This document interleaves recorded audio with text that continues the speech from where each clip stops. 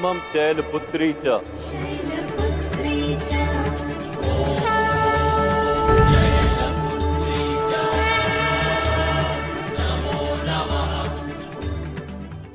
सभी देशवासियों को जय माता दी।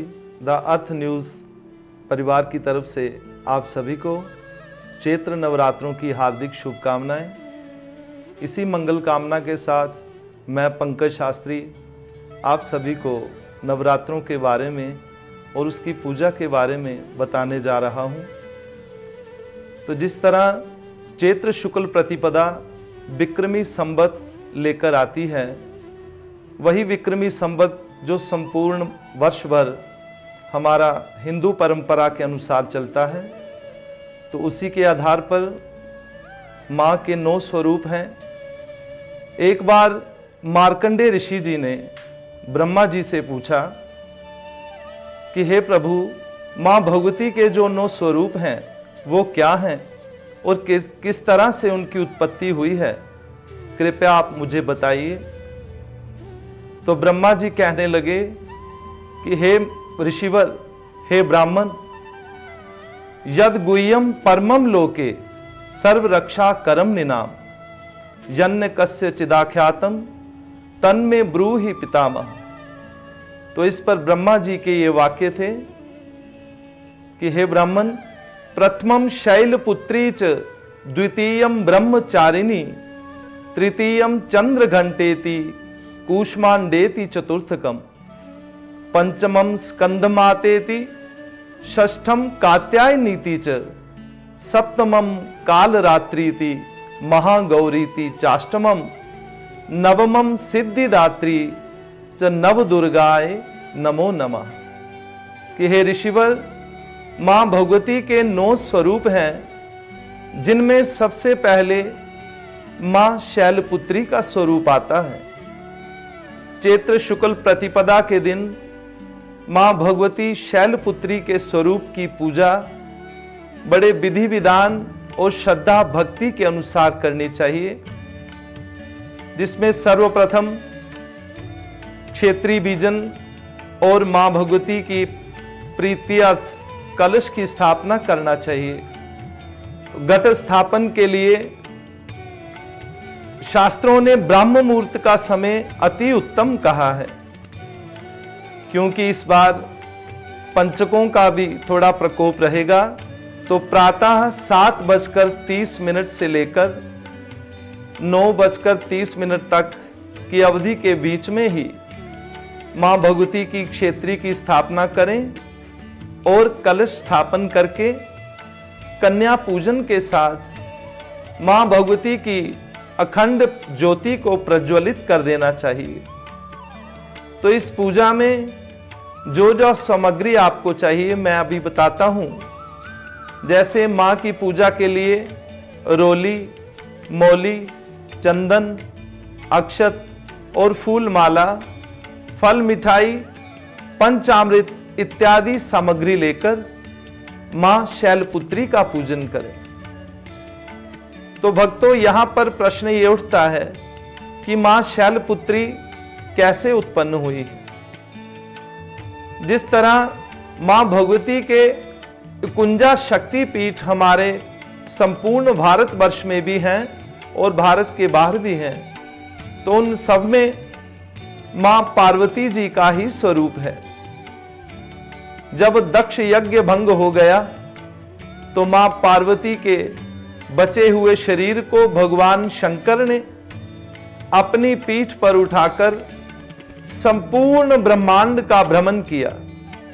तो जहां जहां पर मां भगवती के वो अंग गिरे, वहीं पर शक्तिपीठ उत्पन्न हो गया। जैसे कहते हैं कि ज्वाला जी के पर्वत पर मां भगवती की जिब्बा वहां पर गिरी थी और कलकत्ते में मां भगवती के केश गिरे थे, तो वहां पे महाकाली शक्तिपीठ बना है। इसी तरह इस संसार के कई स्थानों पर मां भगवती के कई शक्तिपीठ हैं। तो उन्हीं में से इन चैत्र शुक्ल नवरात्रों में मां भगवती की आराधना सबसे पहले स्वरूप शैलपुत्री से करनी चाहिए।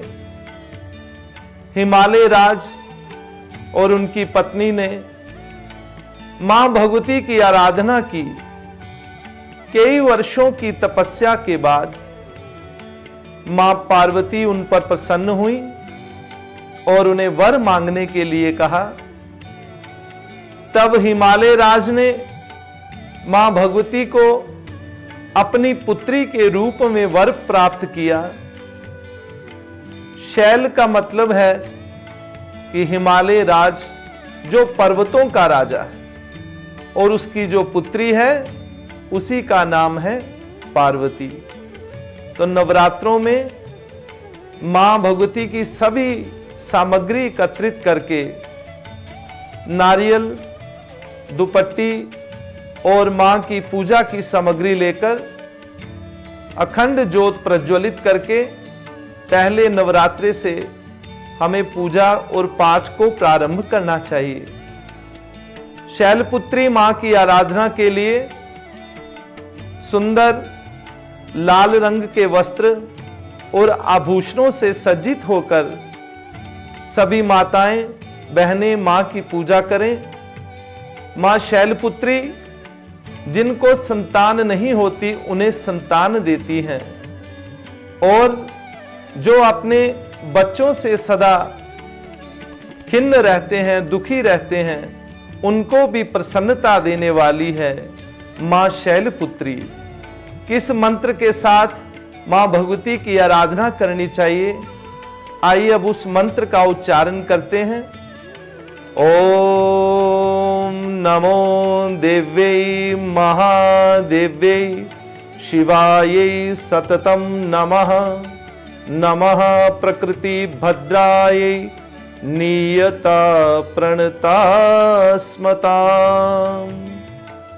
मां भगवती के इस प्रार्थना मंत्र के बाद क्षेत्रीय बीजन करके घट स्थापन करने के पश्चात मां भगवती की ज्योति जलाकर श्री दुर्गा सप्तशती के प्रथम अध्याय का पाठ प्रारंभ करें। जैसे कि श्री दुर्गा सप्तशती में वर्णित है, शास्त्रों के अनुसार पाठ करते समय कभी भी सिर नहीं हिलाना चाहिए और अपने आसन पर शुद्ध रूप से बैठकर संपूर्ण पाठ करने के बाद ही आसन का त्याग करें। यदि बीच में से कोई उठ जाता है, जहां कोई विघ्न पड़ जाए, तो दोबारा पाठ प्रारंभ करें, नहीं तो दोष लगता है। इसलिए आप सभी भक्तजन मां भगवती शैलपुत्री का पूजन करें और प्रथम नवरात्र के दिवस पर मां भगवती का आशीर्वाद प्रदान करें, प्राप्त करें और अपने जीवन में नई खुशियां लाने के लिए मां भगवती से प्रार्थना करें कि हे मां, हमें रूप दो, जय दो, यश दो और हमारी आदि व्याधि शत्रुओं का नाश करो।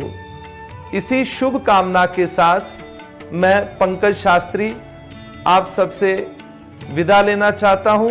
कल इसी समय इसी स्थान पर आपको मां भगवती के दूसरे स्वरूप ब्रह्मचारिणी के बारे में एक लघु कथा के रूप में सुनाई जाएगी। तब तक के लिए जय माता दी, जय माता दी।